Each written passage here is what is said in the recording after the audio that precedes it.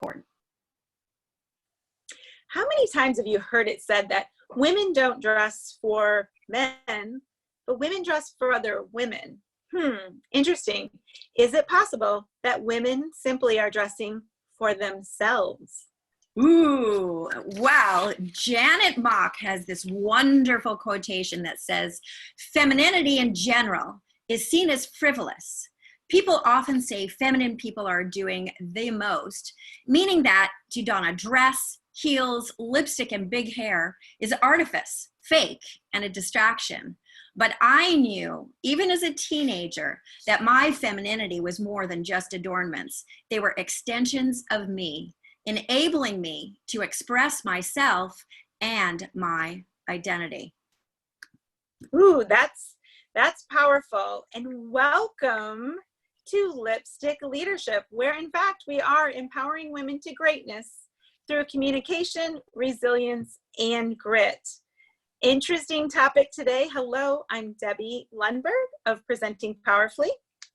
And I'm Meridith Alexander of Grit Mindset Academy. So, wow, what about that whole take on feminine greatness, right? Well, I'll tell you, with my big hair, I related to that very much, Meridith. And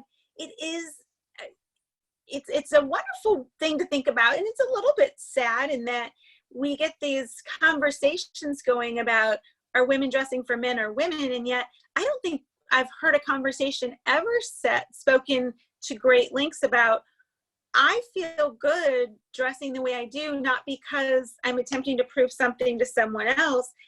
It's that it's part of my brand and I happen to like myself. And I think that's something we can talk about today is, how do we own how we look and feel instead of how we think society thinks we're to look and feel?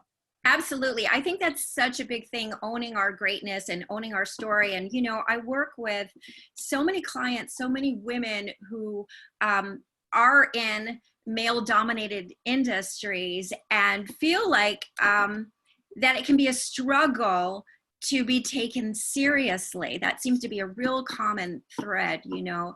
And I think that's something that is going to be really, really important moving forward if we're going to thrive in this environment where it's constant change and unpredictability. The only thing that stays stable is actually the core of who we are. And there's no better time than right now than to really start to embrace that. What do you think?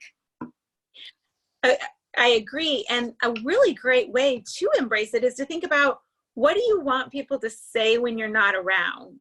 And that's not the gossip, but unfortunately some people will gossip. What I mean by that is, think about what you would like people to remember. I'm okay if people remember big hair and a big smile. That's all right with me, because I back it with the substance of my expertise. And so when you think about brand, yes, good or bad, right or wrong, it does have to do with how we look.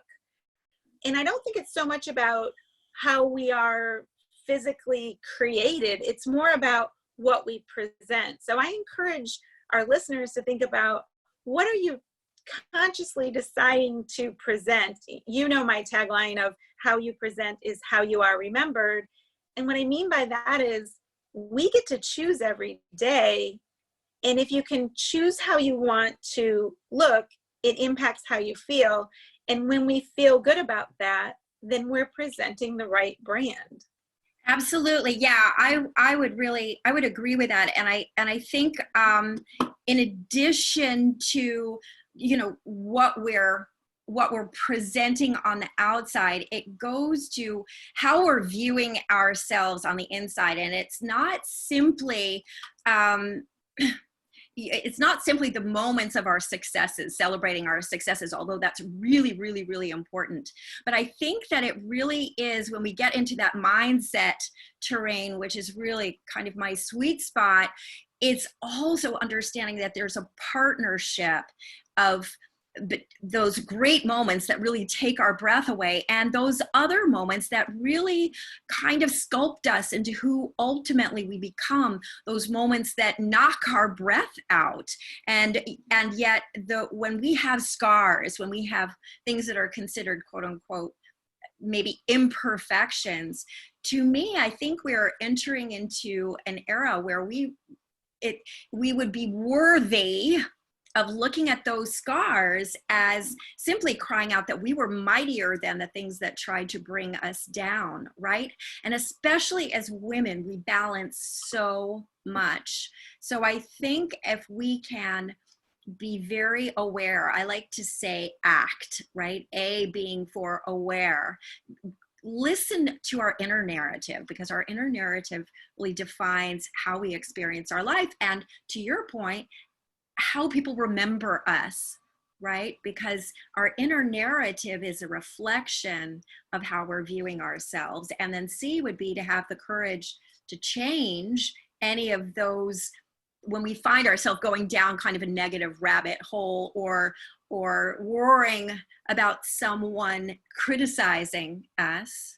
And then T would be being open to transformation, because that's how we become bigger, better versions of ourselves. Yes, and as we take that act in action, it's also remember that you can be your biggest and best cheerleader. And it's not because we're not open to feedback or change. To your point, if we want transformation, there's going to be change. And I dare say, check in with yourself and ensure that the reason you're doing it is so that you are presenting your best self for your confidence and your resilience and grit, like you said, that mightiness. And when we do that, it doesn't matter what happens around us, because we're moving through life with that true belief in ourselves, and it's not hurting anybody else either. It sounds like we have some really good ideas. Certainly think about our brand and go for those moments that aren't just the greatest, but are those that mold us, that impact us. And sometimes they're the most memorable because they're painful, but that means we can have those experiences assist us in deciding how we're going to have that mightiness and go through what you called that ACT, that awareness, the courage, the transformation. And in doing so, through all of that, check in. And if we know that it's true and we're not fooling ourselves, then we are doing what's right. And what's right is the farthest thing from frivolous. And that's absolutely. Yeah. Sounds like some good things for us to think about. And if you want to get in touch with either of us, certainly we would love that, whether it's coaching or speaking. We both engage in that. I'm Debbie Lundberg, and I'm available at Debbie Lundberg on most social media. And I'm Meridith Alexander, and I'm also on most of the social media at Meridith Alexander and at gritmindsetacademy.com. And just thanks for joining us on this episode number 2 of Lipstick Leadership. And if you like this episode, we hope that you will give us a 5-star rating and maybe share this with someone who you think this might be of value, that they hear it. Yes, so this is Lipstick Leadership. Again, we are appreciative. We're going to be here for you, continuing to be empowering women and men. We're aware that you're out there. If you're listening, we appreciate it. Ladies, you can share it with them. So empowering women and men to greatness through communication, resilience, and grit. Thank you. Hope this helps. Bye for now.